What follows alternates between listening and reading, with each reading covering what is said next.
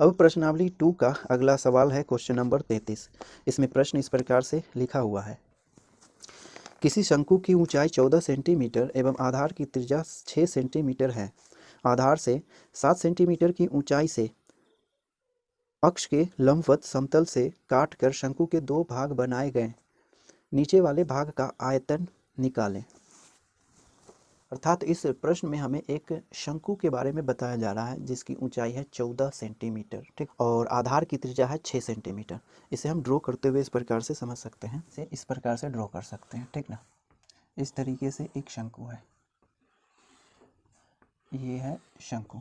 इस शंकु की ऊंचाई जो है यहाँ से यहाँ तक, इसकी ऊंचाई बताई जा रही है 14 सेंटीमीटर, ठीक, 14 सेंटीमीटर है। यानी ये जो ऊंचाई है ये 14 सेंटीमीटर है, ठीक। और इसके आधार की त्रिज्या बताई जा रही है 6 सेंटीमीटर, यहाँ से यहाँ तक 6 सेंटीमीटर। इसे हम ओ मान लेते हैं, ठीक। फिर आगे क्या बताया जा रहा है कि इसके आधार से 7 सेंटीमीटर की ऊंचाई पर एक समतल से इसे काट दिया गया है और दो भाग बना दिए गए हैं। इस तरीके से इसे काट दिया गया है, ठीक ना, इस तरीके से इसे काट दिया गया है, ठीक। तो इसके दो भाग हो गए, है ना। यहाँ से आधार से कितना ऊंचाई पर, 7 सेंटीमीटर की ऊंचाई पर इसे काट दिया गया है, ठीक। तो ये जो निचले वाला भाग है उसका आयतन क्या होगा ये हमें निकालना है, ठीक ना। इसका आयतन हमें चाहिए, तो इसका आयतन हमें चाहिए। तो ये जो कटने के बाद बनेगा ये कुछ इस प्रकार से बन जाएगा, ये इस प्रकार से बन जाएगा, है ना, ये कुछ इस प्रकार से हो जाएगा, इस तरीके से बन जाएगा ये, ठीक। यह एक छिन्नक के रूप का हो जाएगा, ठीक।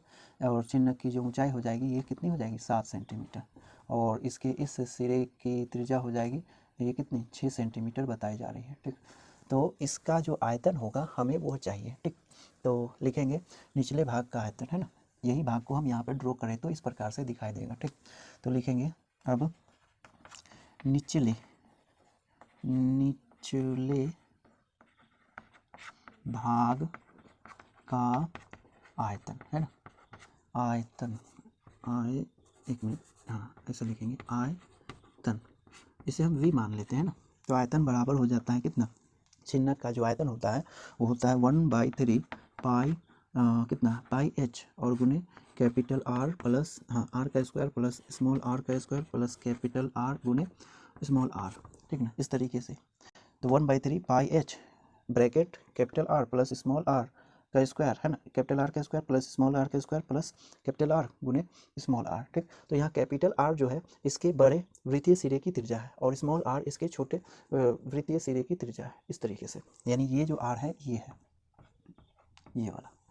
तो यहाँ पर क्या लिखेंगे, यहाँ पर क्या बराबर, तो 1/3 और इसका वैल्यू कितना हो जाएगा 22/7, ठीक। और इसकी ऊंचाई है कितनी, ये ना 7 सेंटीमीटर, तो लिखेंगे 7 सेंटीमीटर, ठीक। और कैपिटल R है 6 सेंटीमीटर, तो लिखेंगे कितना 6 सेंटीमीटर, है ना। तो 6 सेंटीमीटर का स्क्वायर हो जाएगा और ये ब्रैकेट है ना, तो ये मिडल ब्रैकेट, फिर प्लस में ये R, स्मॉल r कहाँ है, ओहो इसमें तो स्मॉल r दिया नहीं गया है ना, तो स्मॉल r तो हमें पहले निकालना पड़ेगा, है ना। तो यहाँ पर इस स्मॉल r को प्राप्त करने के लिए हम समरूप त्रिभुज वाला कॉन्सेप्ट लागू करेंगे, ठीक ना। इसी सिस्टम में अगर हम देखें तो इसे मान लेंगे a, इसे मान लेंगे हम b, ठीक ना, और यहाँ पर इसे मान लेंगे p, इस कटान बिंदु को यानी बीच वाले पॉइंट को p, और इसको क्या मान लें, इसको m मान लेते हैं, ठीक। तो इस प्रकार से, ठीक। तो यहाँ पर अगर हम गौर करें तो एक त्रिभुज है AOB और दूसरा त्रिभुज है APM, है ना, और ये दोनों त्रिभुज समरूप त्रिभुज हो गए, ठीक ना। इसे हम यहाँ पे ड्रॉ कर लें तो इस तरीके से दिखाई देगा, इस तरीके से, ठीक, इस तरीके से दिखाई देगा। और यहाँ से यहाँ तक टोटल ऊंचाई जो हो जाएगी वो हो जाएगी 14 सेंटीमीटर, ठीक। और यहाँ से लेकर के यहाँ तक की जो ऊंचाई बताई जा रही है वो कितनी है, 7 सेंटीमीटर, ठीक। और ये जो है ये O हो गया और ये B हो गया, ये A, ये हो गया P और ये हो गया M, ठीक ना। तो OB जो है वो है 6 सेंटीमीटर और इसे हम क्या मान लेंगे, क्योंकि यही चाहिए ना, तो R मान लेंगे। तो यहाँ पर OP कितना हो जाएगा, क्योंकि टोटल है 14 और ये है 7, तो ये हो जाएगा कितना, तो ये भी 7 हो जाएगा, है ना, 7 सेंटीमीटर, ठीक। तो हमें क्या चाहिए, R चाहिए। तो यहाँ पर ये दोनों त्रिभुज APM यहाँ पर लिखेंगे, चूँकि त्रिभुज ए पी एम और त्रिभुज कौन सा ए ओ बी ये दोनों समरूप हैं, ठीक ना। समरूप को हम इस प्रकार से डिनोट करते हैं। तो ये दोनों त्रिभुज जो है समरूप त्रिभुज है। तो समरूप त्रिभुज, दो त्रिभुज समरूप होते हैं जब उसकी भुजाएं अनुपाती होती है ना, एक ही अनुपात में होते हैं, ठीक ना। तो समरूप त्रिभुज है तो हम यहाँ पर लगा सकते हैं समरूप त्रिभुज का कॉन्सेप्ट, यानी भुजा को अनुपातिक करके हम ये फाइंड करेंगे। यानी यहाँ पर क्या करेंगे, कहते हैं पी ए और बट्टे में ओ ए, ठीक। इस प्रकार से बराबर में पी एम और बट्टे में ओ बी, इस तरीके से, ठीक। तो यहाँ पर ये पी ए कितना हो गया, ए 7 सेंटीमीटर और बट्टे में टोटल कितना है 14 सेंटीमीटर, बराबर ये है पी एम जिसे हम आर मान लें, ओ बी जो है 6 सेंटीमीटर, इस तरीके से। तो ये एक 7 एकम 7, 7 दूना 14, ठीक ना, इस तरीके से। तो यहाँ हो गया 1/2, ठीक ना, सेंटीमीटर बराबर कितना हो गया, ये बट्टे में 6 सेंटीमीटर। तो 2 इकाई 2 और 2 तिया 6 हो जाएगा, है ना। इसीलिए इसमें गुना कर देंगे तो आर का वैल्यू कितना हो जाएगा 3 सेंटीमीटर, ठीक ना। तो यहाँ पर ये आर का वैल्यू हो जाएगा 3 सेंटीमीटर, ठीक।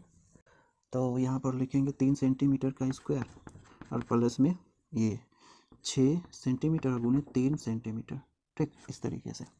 ये मिडिल ब्रैकेट है ना, बराबर 7 से 7 कैंसिल हो जाएगा, 1/3 गुने 22 गुने में 6 का स्क्वायर 36 और प्लस 9 और प्लस में 18 सेंटीमीटर, क्या चीज़ यहाँ भी सेंटीमीटर है और इसमें सेंटीमीटर स्क्वायर, तो क्यूब हो जाएगा, ठीक ना।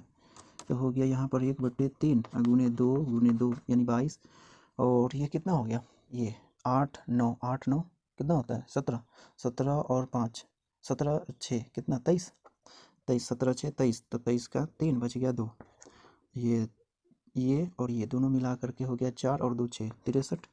तो यहाँ पर हम इसे कर सकते हैं कितने मरतबे, ये कितना मरतबे 21 मरतबे, है ना, 21 मरतबे सेंटीमीटर का स्क्वायर। अब 22 गुने 21 सेंटीमीटर का स्क्वायर नहीं क्यूब होगा, है ना, क्यूब। तो यहाँ पर लिखेंगे क्यूब, ठीक। तो इधर स्पेस नहीं है, इधर ही गुना करना होगा, इसे हम इधर सेपरेट कर लेते हैं ना। तो बराबर अब इन दोनों का गुणनफल कितना हो जाएगा, यहाँ पर हो गया, यहाँ पे कर लेते हैं कितना 42 और 42, तो 2 6 4, है ना। तो 462 सेंटीमीटर का क्यूब। तो इसका आयतन कितना हो जाएगा, निचले वाले भाग का आयतन ये हो जाएगा 462 सेंटीमीटर का क्यूब, ठीक ना। तो आप इतना नोट करें।